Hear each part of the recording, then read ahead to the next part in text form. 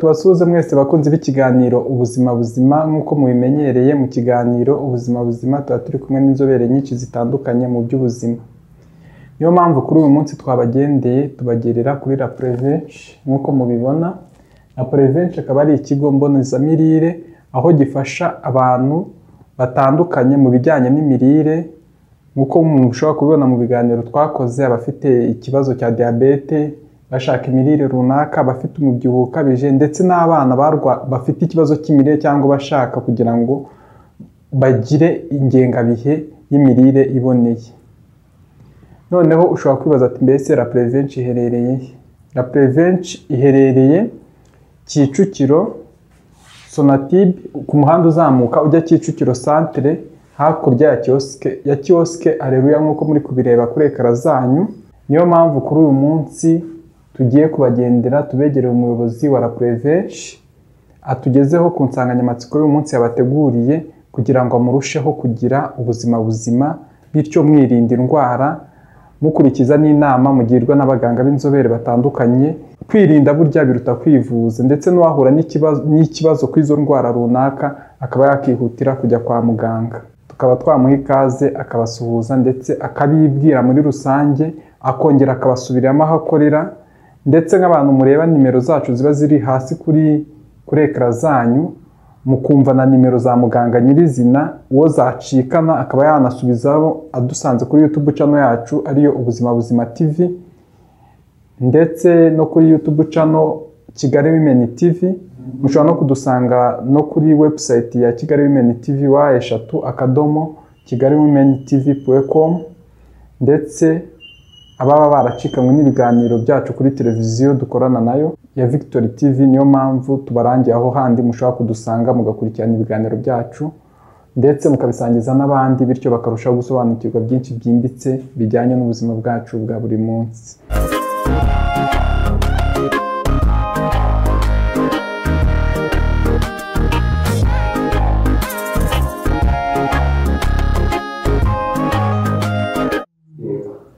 Nitwa Mukakayumba Anastasie, nkaba ndi umunutritioniste dietetienne, ni ukuvuga ngo nize iby'imirire no kuboneza imirire.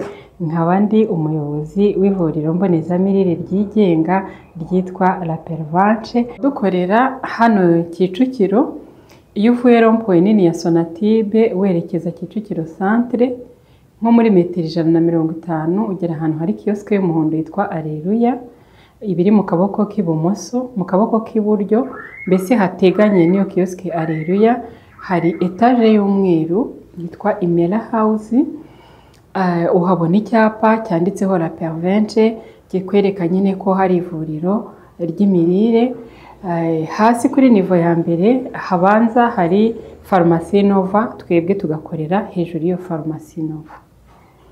Uyu munsi rero tukaba tugiye kuganira ku nsanganyamatsiko ivuga ibindi ukwiye kumenya ku mazi, ibindi ukwiye kwitonda mu gihe urimo kunywa amazi cyangwa se mu yindi mikoreshereze y'amazi buri munsi.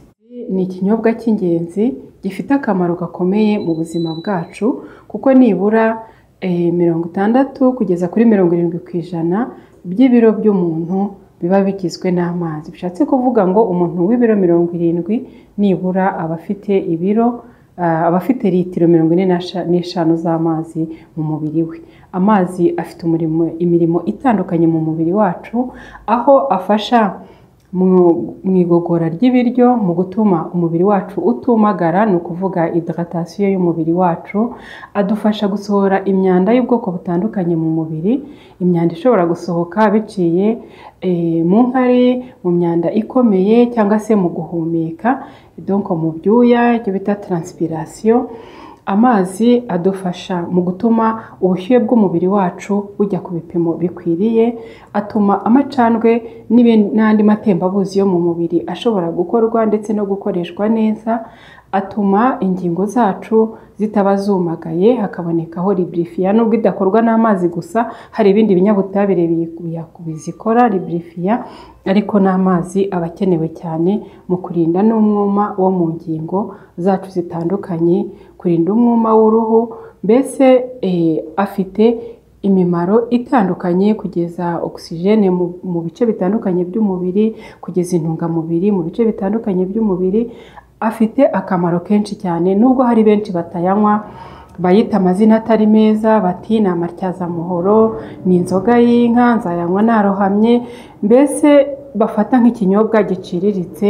Ntabwo ariko biri. Amazi ni ikinyobwa cy'ingirakamaro. Kenshi umuntu akusimaniye akaguha amazi, aba agitegereje ikindi kintu kiri buze nyuma, kuko aba atarumva ko wamuzimaniye. Mwumve uburyo tuyafatamo, ariko siko byari bikwiriye kumera. Rero hari igice cya mbere twavuze mu kiganiro cyacu ku mazi. Iki ni igice cya kabiri, aho tukubwira ibindi bintu ukwiye kwitondera igihe uri kunywa amazi, ibintu ukwiye kumenya utari uzi cyangwa se wari unabizi. Urarushaho kubimenya, ariko ndabizi ko abenshi batari babizi. Rero bibaho kenshi ko umuntu mu gitondo abyuka agiye kunywa amazi, agafata amazi agashyira mu kirahure agakandiramo indimu. Yajya kuyanywa akayateka, akabanza agashyiramo, agakatiramo tangawizi, agashyiramo se umwenya, agashyiramo se umucyayicyayi. Hanyuma akakubwira ati cyangwa agashyiramo romare, cyangwa agashyiramo timu. Timu ni ikimera kigira ikinyabutabire bita timoro. Timu mu kinyarwanda tugerekeranyije, abantu bacuruza ibirungo barabizi n'ababikoresha, ni utwatsi bakunda gukaranga mu nyama dutuma zihumura neza, batwita ngo ni teyi ntoya. Ugiye mu isoko uvuga ngo teyi ntoya, bashobora kuyikwereka. Hanyuma nakubwira ko utajya unywa amazi, kubera ko amazi n'ibindi biribwa dufata cyangwa se ibyo birungo twongeramo biba bifite ibinyabutabire bitandukanye. Hanyuma kwihuza kw'icyo kinyabutabire n'amazi bitanga ikindi kinyabutabire kitari cya kindi cya mbere, kitari n'amazi. Dufata urugero, ahangaha timoro ni ikinyabutabire kiba muri teyi ntoya. Abantu bayikarangisha mu nyama, abantu bayinywa mu cyayi. Dore ikintu kiri active kiba kiri muri teyi ntoya. Ni uku nguku timoro iba imeze mu buryo bw'ubutabire.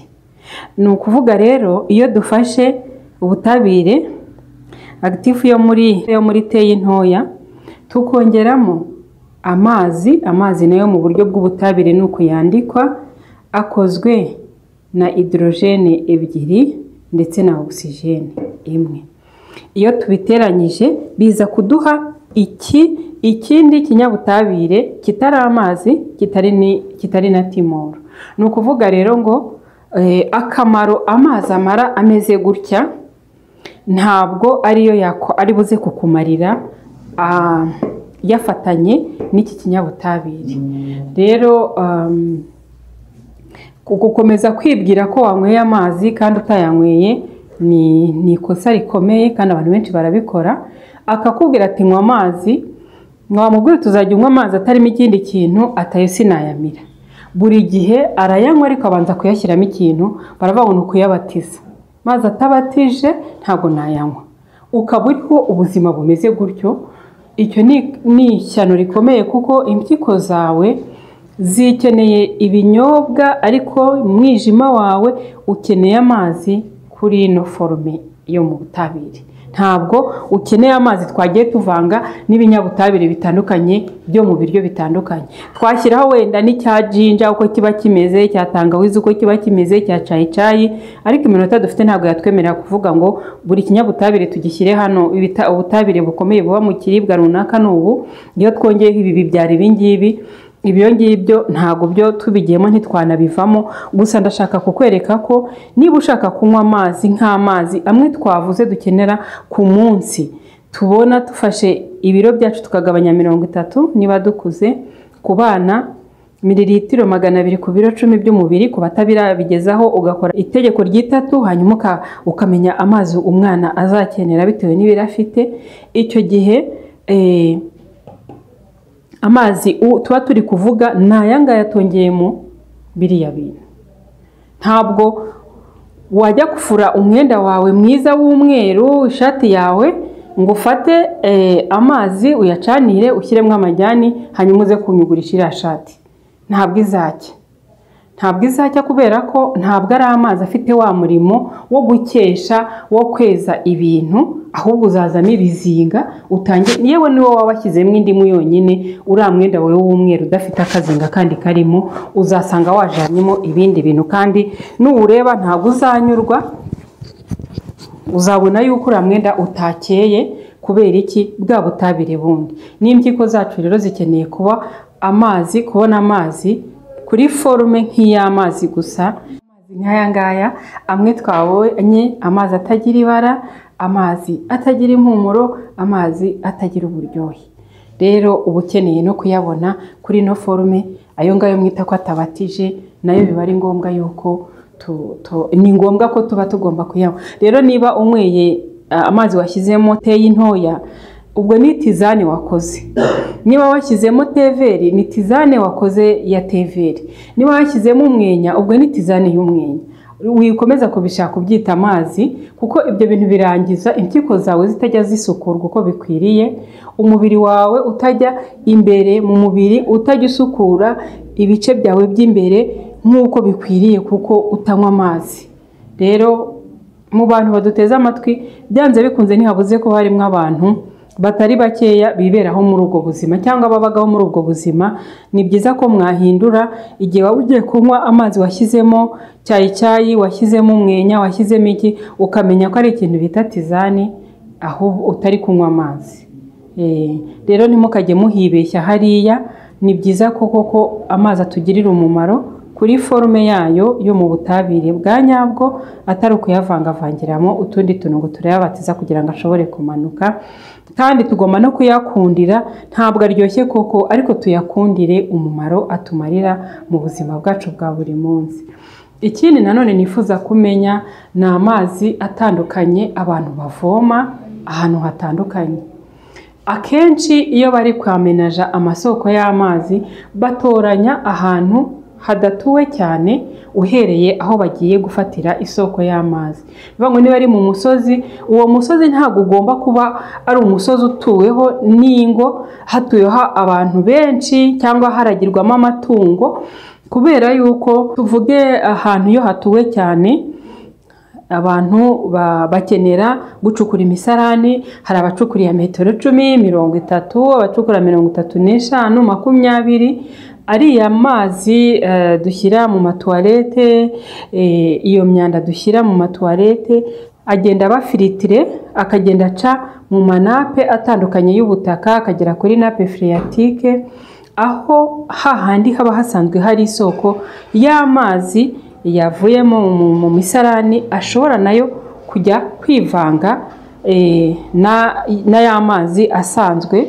Ni ukuvuga ngo ntabwo agenda kuko kuri ya forume twayashyizemo, anahagera asa neza kuko ubutaka muri nape, muri kushe zitandukanye bufite, buba bwagiye buyayungurura. Ariko hari ibinyabutabire ubutaka butayungurura, nk'ibyo bita résidus de pesticides. Ni ukuvuga ngo ibisigazwa by'imiti ikoreshwa mu kwica udukoko mu myaka, iby'ifumbire mvaruganda uko birigita mu butaka, ibyo mu musarani haba harimo ibyo bita Escherichia coli, résidus de médicaments. Ni ukuvuga imiti tuba twanyweye, hari ibyo nayo isigarana, donc bisohoka, ariko nanone bishobora kuboneka mu mazi twanywe. Donc n'ubundi burozi butandukanye, abasukura amazi cyangwa bayakora, ibyo byose barabizi.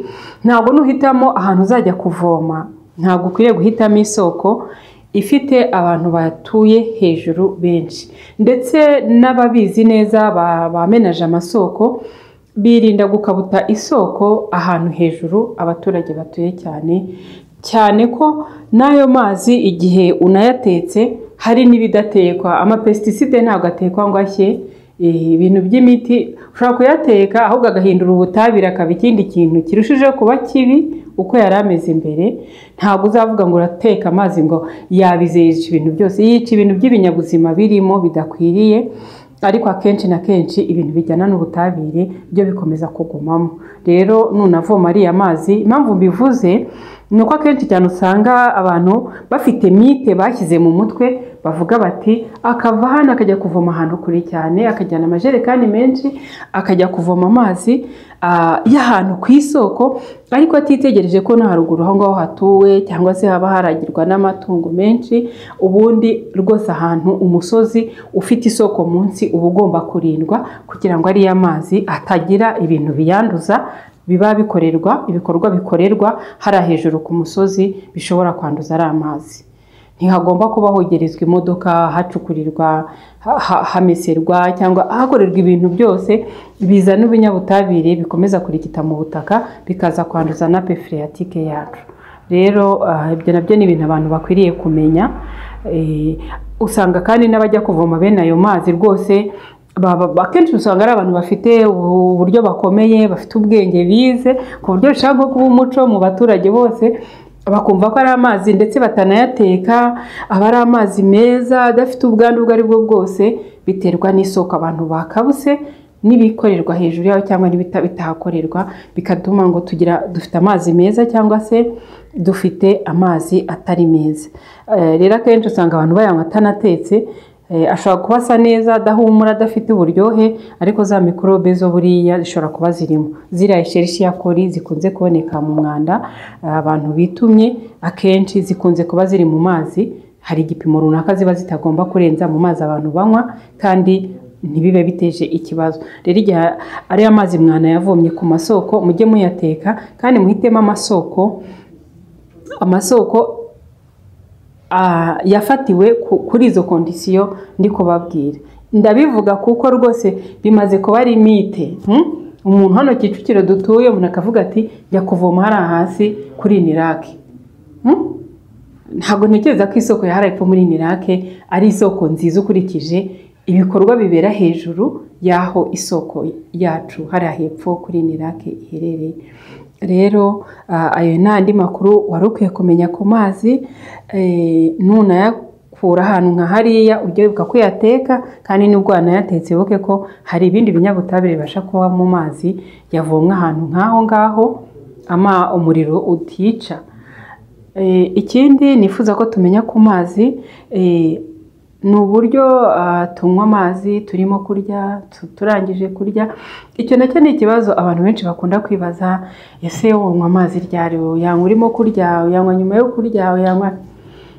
Ubushakashatsi butari ubwa kera mu kinyamakuru cya siyanse ivuga ku bya diyetetike n'imirire kivuga ko byagiye byigishwa mu gihe cyashize bikavugwa cyane. Ugomba gutegereza iminota 30 ukabona kunywa amazi niba ugiye kurya. Umaze kurya, niba ugiye kurya unywa amazi iminota 30 mbereho gatoya kugira ngo ubone kurya, kuko iyo yanyweye nyuma ako kanya cyangwa urimo kurya, amazi afungura acide gastrique, akagabanya ubushyuhe bw'igifu, bikagora igogora. Ubwo bushakashatsi bwa vuba bwerekana ko igihe cyose wayanywera amazi iyo ageze mu gifu yihuta, ntatindamo n'iminota 20 akikomereza inzira yayo, ayandi igice cyayo kigafasha mu kugogora neza ibiryo. Rero ushobora kunywa amazi muri rusange. Abantu benshi bamaze kubimenya yuko mbere y'iminota 30 cyangwa 30 nyuma, ibyo nta kintu bitwaye, ni byiza. Ushatse wanayanywa urimo kurya, gusa icyo bishobora kukugabanyiriza ni igipimo cy'ibiryo wari burye, kuko bituma uhaga mbere. Urahaga mbere kuko ari amazi nayo wanyweye hari ikindi abazanye. Ibiryo wari kuza kurya utari kunywa amazi biba bikeya ugereranyije n'ibyo wariye uri kunywa n'amazi. Ndetse n'abantu bagaburira abantu benshi, bimwe mu bintu bakoresha, tekinike bakoresha kugira ngo bagaburire ibiryo bikeya, agerageza kubaha n'amazi bakajya basomeza arafwa, bigatuma batarya ibiryo byinshi cyane. Ikindi nanone ku birebana n'imikoreshereze y'amazi, twayirebye mu buryo butandukanye, uburyo tuyanywa, uburyo tuyavangamo ibintu bitari tukabyita amazi kandi atariyo, aho tuyavoma rimwe na rimwe ugasanga twarabigize nk'ihame cyangwa umuziririzo, tukaba tuzi ko amazi y'ahantu runaka ari amazi meza. Hari isoko ry'ahantu heza, hari i Rusizi muri za Kamembe haba ahantu bita mu Rushakamba, haba isoko yitwa Rushakamba, ni ukuvuga ngo umubosi wese w'i Rusizi agomba kunywa Rushakamba. Donc amazi y'Urushakamba, donc ukumva ko ari iriba wagira ngo ryahawe umugisha, bya bintu abantu barangiza batangiye no kujya babisenga cyangwa bakajya banayavoma, bakumva ko yirukana abadayimoni, bakumva ko yirukana imikoshi mu nzu. Imikoshi ubwo ni imyaku, ahantu acururiza akabanza kujya kuyahamena, imyumvire neza neza ikagenda igahindura ibintu ibidasanzwe. Rero ndabizi ko bihari cyane, hari n'ay'ikibeho, hari n'ay'ahandi hantu. Ariya mazi rero ugomba kumenya ibyo bindi twavuze ko bidakwiriye. Hari n'ikindi rero cyo gukaraba amazi ashyushye n'akonje. Abantu baravuga batese ari ugukaraba amazi ashyushye n'akonje, ibyiza ni ibihe? Muri rusange ibyo bavuga nyine mu by'ubutabire ngo byose ni uburozi, nta n'uburozi bubaho, biterwa n'igihe, biterwa n'igihari. Donc tout est poison, rien n'est poison, ça dépend de la situation. Bishatse kuvuga iki? Ikintu gishobora kuba cyiza muri bino bihe, ariko ntikibe ari cyiza mu bindi bihe. Hari igihe rwose muri rusange gukaraba amazi ku bushyuhe turiho busanzwe, ibyo bita temperature ambiante, nibyo byiza. Akenshi tuyita amazi akonje. Uretse wenda n'inkwi wenda umuntu ashobora kubura akayoga nyine ariko yitotomba ari uko yabuze inkwi, ariko rwose ujye uyoga unezerewe. Amazi akonje abaye meza kurusha koga amazi ashyushye muri rusange, kuko amazi akonje ntabwo asajisha uruhu nk'amazi ashyushye, ntabwo arushaho kwagura imiyoboro. Nuko hari n'igihe hari abantu bakeneye ko imiyoboro yabo yaguka, ubwo aho ngaho ari uwundi mwihariko.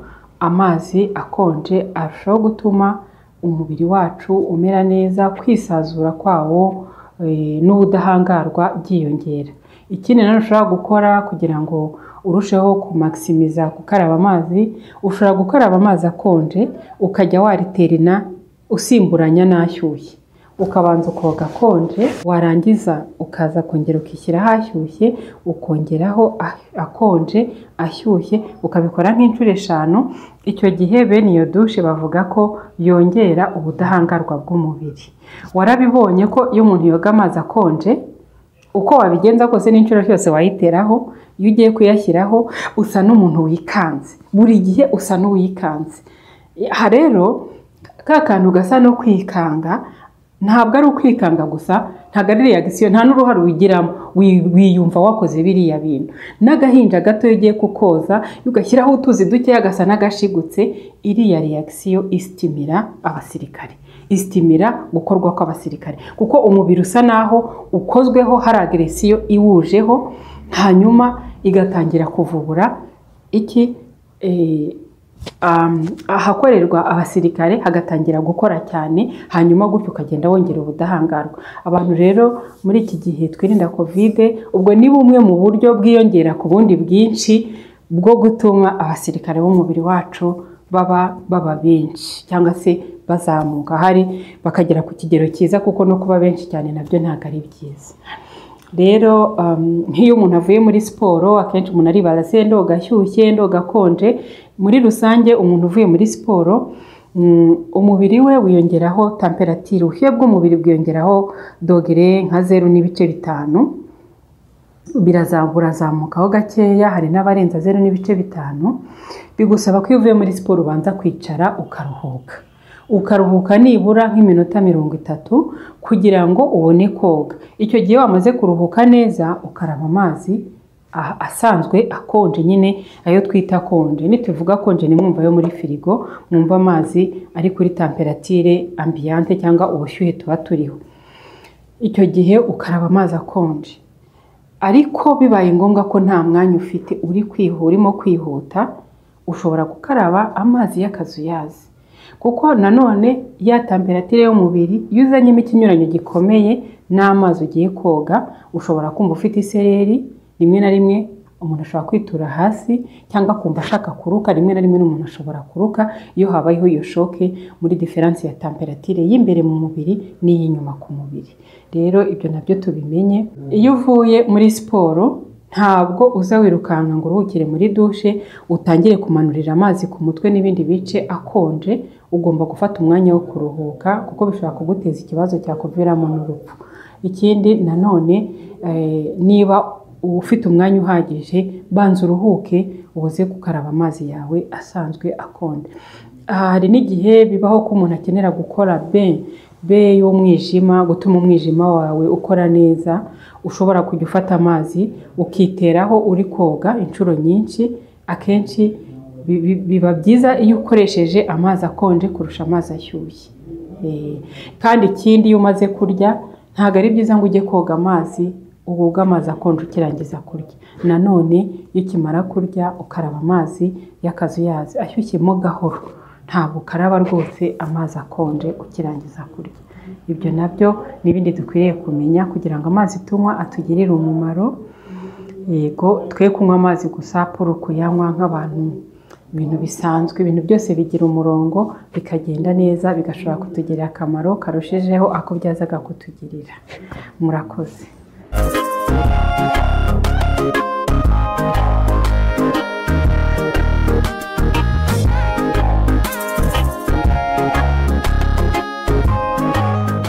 Ikiganiro twari tugiranye na muganga Mukakayumba Anastasie, akaba ari umuyobozi w'ikigo mbonezamirire La Prevention. Twabura kumushimira ku murava n'ubwitange agira mu guharanira icyatuma abanyarwanda ndetse n'abatuye isi muri rusange bamugana, ndetse kuko nta mupaka La Prevention igira, yakira abantu baturutse impande zitandukanye bagira ubuzima buzima. Twabura gushimira n'abakozi bose bakorera mu kigo La Prevention kuko ni ikigo gifasha abantu kwirinda indwara tugendeye ku mirire, ndetse n'abahuye n'ikibazo cy'indwara runaka bishobora kubafasha kuzivura tugendeye ku mirire. Dushimire namwe abakunzi b'ikiganiro ubuzima buzima, muri ab'ingenzi kuri twebwe. Ababa baracikanywe n'ibiganiro byacu kuri televiziyo dukorana nayo, mushobora kudusanga kuri YouTube channel yacu ariyo Ubuzima Buzima TV, mukabisangiza n'abandi, bityo mugasobanukirwa byinshi bitandukanye byerekeranye n'ubuzima hamwe n'inzobere nyinshi zitandukanye mu by'ubuzima. Mukomeze mugire ubuzima buzima, Imana ikomeze ibarinde.